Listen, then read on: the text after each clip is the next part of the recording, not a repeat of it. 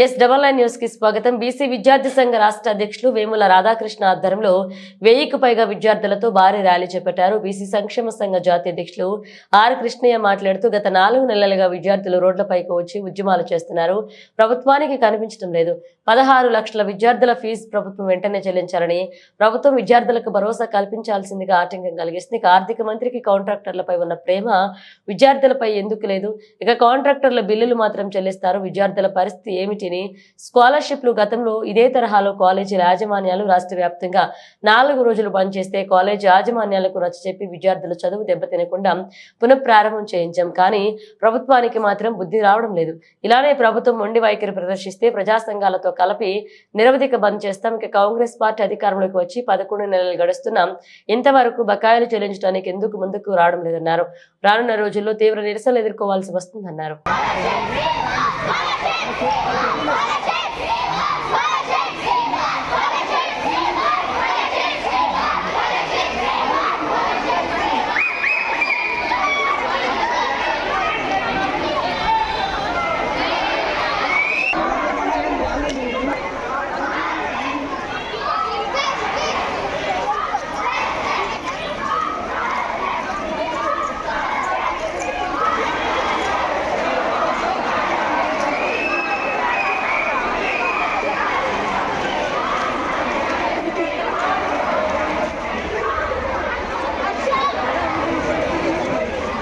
వివిధ కాలేజీల్లో degree, PG, engineering, MBA, MCA కోర్సులు జరుగుతున్నటువంటి బీసీ, ఎస్సీ, ఎస్టీ, మైనార్టీ విద్యార్థులు 14 లక్షల మంది విద్యార్థుల యొక్క ఫీజుల బకాయిలు 3 సంవత్సరాలు పెండింగ్ ఉన్నాయి. ఈ విద్యార్థుల యొక్క ఫీజుల బకాయి చెల్లించాలని గత 4 నెలలుగా పెద్ద ఎత్తున విద్యార్థులు ఉద్యమిస్తారు.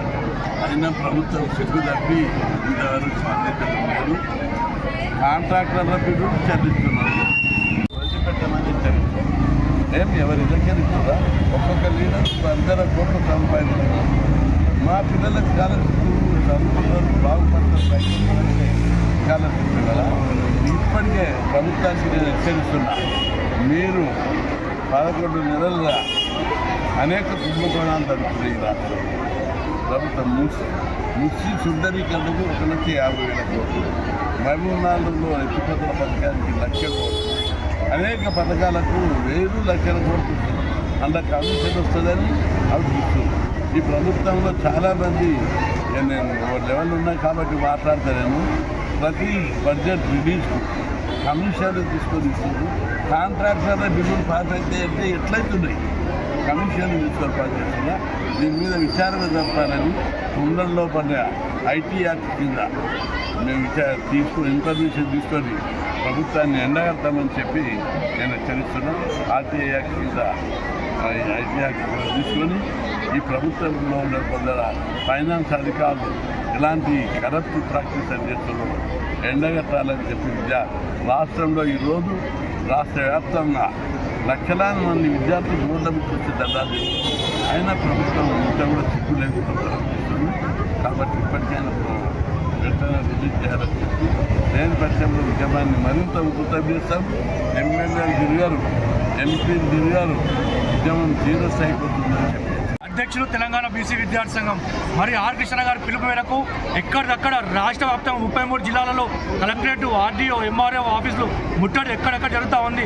ఈ రాష్ట్ర ప్రభుత్వం పెండింగ్లో ఉన్న ఫీజు రియంబర్స్ బకాయిలు చెల్లించకుండా కాంట్రాక్టర్ నిధులు కేటాయిస్తుంది రాష్ట్ర ప్రభుత్వం. ఈరోజు రాష్ట్ర ప్రభుత్వం మా విద్యార్థులు మాకు స్కాలర్షిప్లు ఇవ్వాలి, ఫీజు రియంబర్స్మెంట్ ఇవ్వాలని చెప్పి ఎక్కడెక్కడ విద్యార్థులు రోడ్డు ఎక్కే పరిస్థితి రాష్ట్ర ప్రభుత్వం తీసుకొచ్చింది. ఈరోజు కాంట్రాక్టర్ నిధులు కేటాయించి ఎవరు అడిగిరని చెప్పి రాష్ట్ర ప్రభుత్వం మూసికి 1,50,000 కోట్లకు కేటాయిస్తుంది. మరియు రాష్ట్ర ప్రభుత్వం ఈరోజు ఏమో ఉన్నతమైన విద్య చదువుకోవాలనుకుంటే విద్యార్థులు కాలేజ్ యాజమాన్యాలు సర్టిఫికేట్ ఇవ్వకపోవడంతో ఉన్నతమైన విద్యకి విద్యార్థులు దూరం అవుతూ ఉన్నారు.